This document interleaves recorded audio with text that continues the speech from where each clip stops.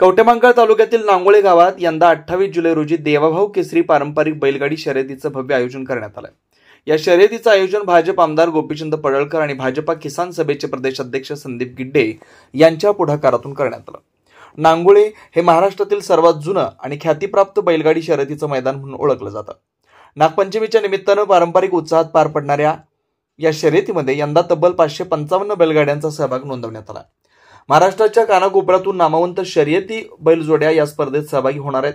ही स्पर्धा खेळाची परंपरा, शौर्य आणि ग्रामीण संस्कृती जपणारी असून लाखो प्रेक्षकांच्या साक्षीनं पार पडणार आहे। याबाबत माहिती देताना आमदार पडळकर यांनी सांगितलं की या स्पर्धेसाठी राज्यभरातून बैलगाड्या दाखल होणार आहेत। 2 लाखांहून अधिक प्रेक्षकांच्या उपस्थितीची अपेक्षा आहे। शर्यतीचे उद्घाटन राज्याचे उच्च व तंत्रशिक्षण मंत्री चंद्रकांत पाटील आणि ग्रामविकास मंत्री जयकुमार गोरे यांच्या हस्ते होणार असल्याचंही त्यांनी स्पष्ट केलं।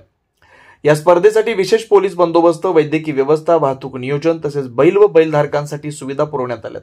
पारंपरिक मातीच्या मैदानावर होणाऱ्या या शर्यतीमुळे ग्रामीण भागात उत्सवाचं आणि अभिमानाचं वातावरण निर्माण झालंय।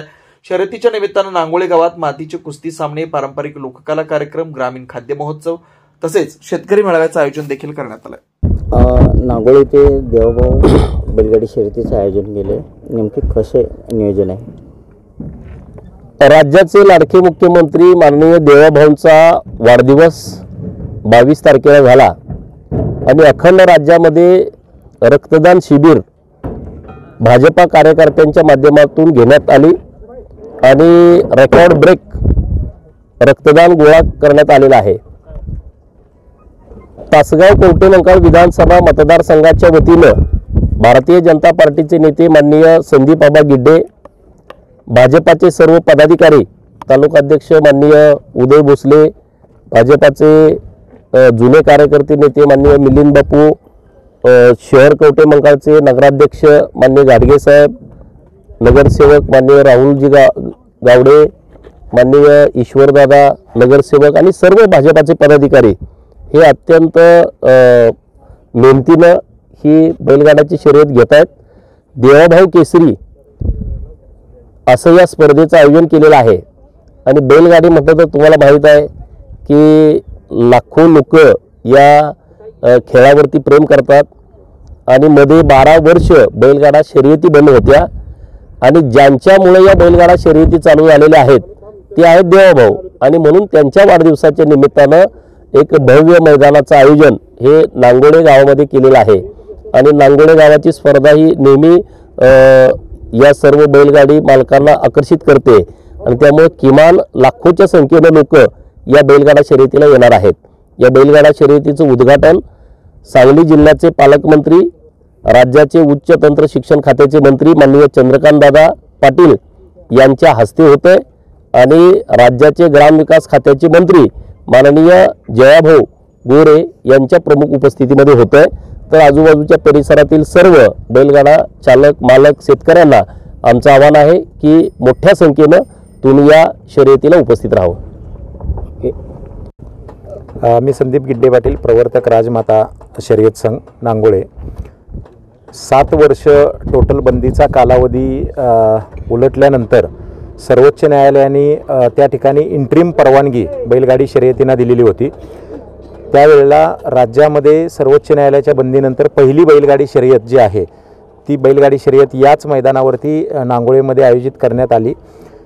त्याच्यानंतर ज्या वेळेला सर्वोच्च न्यायालयामध्ये कायमस्वरूपी बंदी उठवण्यात आली त्यावेळेला याच मैदानाचा उल्लेख सर्वोच्च न्यायालयाच्या ऑर्डरमध्ये देखील आहे, शिस्तबद्ध शर्यत कशा पद्धतीनं असावी आणि तेव्हापासून नांगोळेच्या या मैदानाला एक शर्यत पंढरी म्हणून ओळखलं जातं।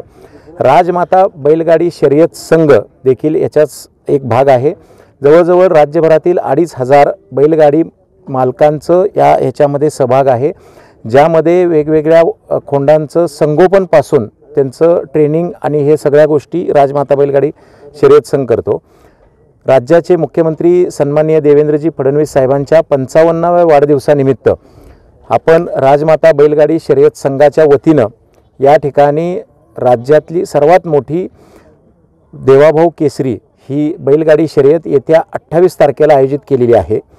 सुरुवातीला त्या दिवशी श्रावण सोमवार असल्यामुळं सुरुवातीला नंदी अष्टकोत्तम यज्ञ केला जाईल आणि त्यानंतर नंदीला आवाहन करून त्या ठिकाणी बैलगाडी शर्यत जी आहे ती सोडली जाणार आहे. साधारणतः प्रत्येक गटामध्ये 55 बैलगाड्या असाव्यात असं आमचं त्या ठिकाणी उद्दिष्ट असून 555 बैलगाड्या त्या ठिकाणी सहभागी होतील अशी आम्हाला साधारणपणे अपेक्षा आहे.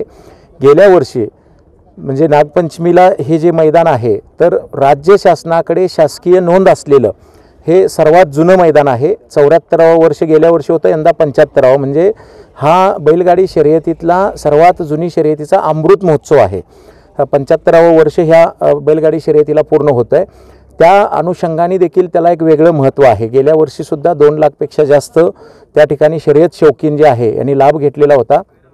यावर्षी देखील जास्तीत जास्त या ठिकाणी शर्यत शौकीन सहभागी होतील अशा पद्धतीची एकूण अपेक्षा आहे.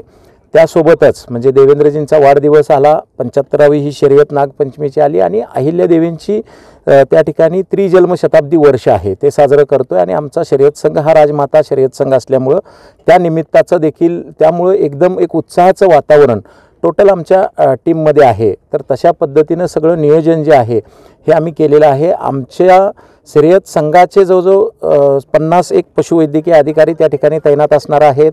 त्यानंतर सुरक्षा व्यवस्था असणार आहे, पशुधनाची तपासणी आहे, त्यानंतर लंपी सदृश्य जे काही आत्ता सध्याला आपल्याला फैलाव दिसतो तर त्या अनुषंगाने देखील आम्ही सगळ्या विशेष काळजी त्या ठिकाणी घेतो आहोत. आणि संपूर्णपणे जे पशुधन आहे ते निकोप पशुधन आणि निकोप अशी शर्यत ही एक शर्यत शौकीनांना पाहायला या ठिकाणी मिळणार आहे. 2 लाखपेक्षा जास्त शर्यत शौकीन जे आहेत ते टोटल सहभागी होतील अशी त्या ठिकाणी अपेक्षा आहे.